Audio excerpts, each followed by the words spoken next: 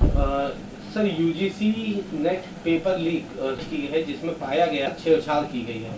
इस मामले में शिक्षा मंत्रालय ने 18 जून को 317 शहरों में 9 लाख से अधिक उम्मीदवारों के परीक्षा में बैठने के दिन ही परीक्षा रद्द कर दी थी और जिसके बाद अब जांच में ये पाया गया है कि परीक्षा लीक के जो सबूत हैं उनके साथ छेड़छाड़ की गई।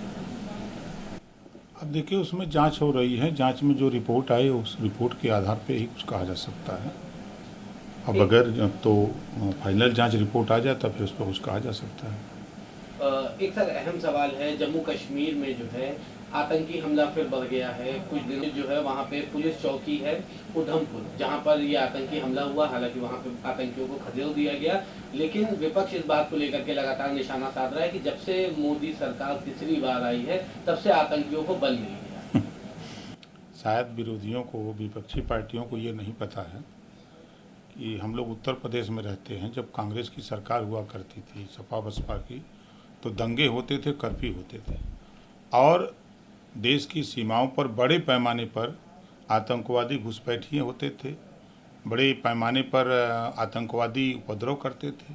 लेकिन आज बड़े पैमाने पर उसमें गिरावट आई है और विपक्षियों की चिंता सता रही है कि जिस तरह मोदी सरकार ने, एनडीए सरकार ने जिस तरह अंकुश लगाया है हर दुश्मन पर, आतंकवादियों पर, तो ये लोग चिंतित हैं कि ये घटनाएं कम हो रही हैं। क्यों?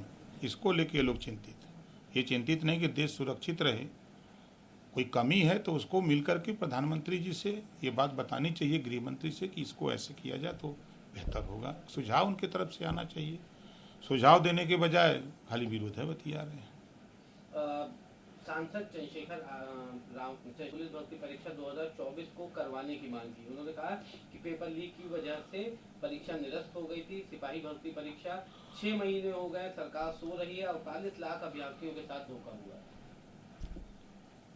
माननीय सांसद जी को धन्यवाद देता हूँ कि कम से कम पत्र लिख करके उन्होंने इस बात का एहसास कराया। सरकार पहले से ही संकल्पित है कि हम पुलिस भर्ती करेंगे। चुनाव रहा, 4 महीना तो चुनाव में लग गया। चुनाव के बाद परिस्थितियां सामान्य होने में अभी टाइम लगा है और निश्चित ही वो धैर्य रखें, पुलिस भर्ती होगी। सर एक आखिरी सवाल रहेगा, आपकी पार्टी से जुड़ा एक विधान लगातार पेपर लीक मामले में आ रहा था। अब 2006 के एक मामले के चलते जिसमें ये बात भी सामने आई है कि रेलवे की परीक्षा पेपर लीक मामले में वो कई बार कोर्ट के आदेश पर कोर्ट नहीं पहुंचे, जिसके बाद अब उनके खिलाफ गैर जमानती वारंट जारी कर दिए गए। आपके पास वारंट है? अगर कोर्ट ने आदेश किया है तो कोर्ट में हाजिर होंगे। उनसे नीट परीक्षा से कोई मतलब तो है नहीं। वो तो 2006 का मामला है। तो 2006 के मामले में अब कोर्ट में वो जा रहे थे, नहीं जा रहे थे, अब वो कोर्ट का आदेश है तो कोर्ट का आदेश का पालन करेंगे। लेकिन सर आपके विधायक हों या आपके सहयोगी मंत्री संजय निषाद, इनके भी विधायक लगातार नाम आ रहा है जिसको लेकर विपक्ष काफी हमलावर है, लगातार आप पे या उन पे निशाना साध रहा है। सवाल कि विपक्ष, समाजवादी पार्टी अगर हमलावर है तो मुझे उनके इस हमलावर पे हंसी आती है। कि उदाहरण है कि जब 2022 में गठबंधन हुए तो समाजवादी पार्टी ने कहा कि हम आपको सीट तब देंगे जब प्रत्याशी हमारे होंगे। तो उस आधार पे आज भी आप फोन करके या उनका फोटो देख लीजिए। 82 से विधायक हैं, जौनपुर 82 से जगदीश नारायण राय, समाजवादी पार्टी का टोपी झंडा गाड़ी में लगा करके हैं विधायक मेरी पार्टी से, और समाजवादी पार्टी का रसीद काट रहे हैं घूम करके। आप चले जाइए मऊ, अब्बास अंसारी समाजवादी पार्टी के कैंडिडेट हैं। आप दूधराम से पूछ लीजिए, विधायक हैं मेरी पार्टी से, वो किस दल से आए हैं। आप बेदीराम से ही पूछ लीजिए ना।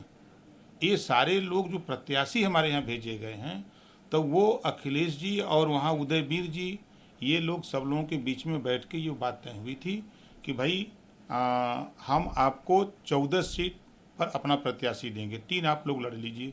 एक हम लोगों ने संडीला और एक शिवपुर और एक जहूराबाद, 3 अपने सिंबल पर, मतलब अपनी पार्टी के उम्मीदवार थे। एक प्रदेश अध्यक्ष, एक राष्ट्रीय प्रमुख महासचिव, हम राष्ट्रीय अध्यक्ष। इसके अलावा 14 सीटों पर प्रत्याशी उन लोगों ने भेजा है, आप उनसे बात करिए, किसी भी विधायक से बात करिए और उनके कारनामे देखिए। जो हार गए समाजवादी पार्टी का झंडा लेके घूम रहे हैं।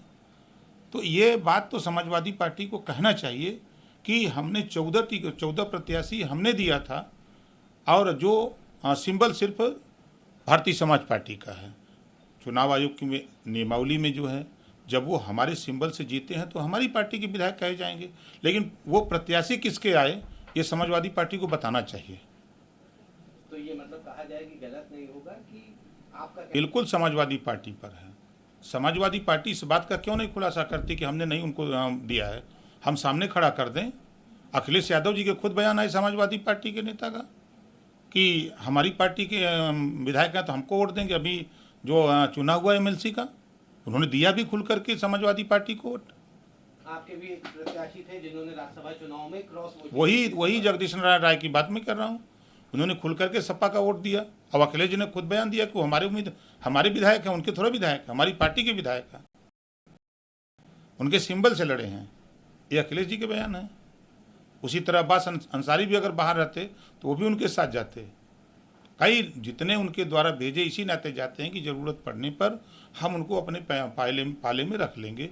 इस नाते उन लोगों ने ये साजिश किया था, अखिलेश यादव जी और समाजवादी पार्टी के लोगों ने साजिश के तहत, चाहे वो बेदीराम जी को हमारे पास भेजा हो, चाहे दूधराम को भेजा हो, चाहे जगदीश नारायण राय को भेजा हो, चाहे अब्बास अंसारी को भेजा हो, जितने लोगों को भेजा 14 लोगों को, वो सब के सब समाजवादी पार्टी। आप चले जाओ बनारस, आप वहाँ अजगरा से जो चुनाव लड़ा आज भी समाजवादी पार्टी का झंडा लेके घूम रहा है। आप चले जाओ सलेमपुर, आज भी झंडा समाजवादी पार्टी का लेके घूम रहा है। आप कहीं भी चले जाओ, जितने लोगों को उन्होंने भेजा है। जब चुनाव हार गए जीतने के बाद तो थोड़ा दबाव बनाए हम, तो कुछ लोग तो सुधरे, लेकिन अपने आदत से सब लोग बाज नहीं है।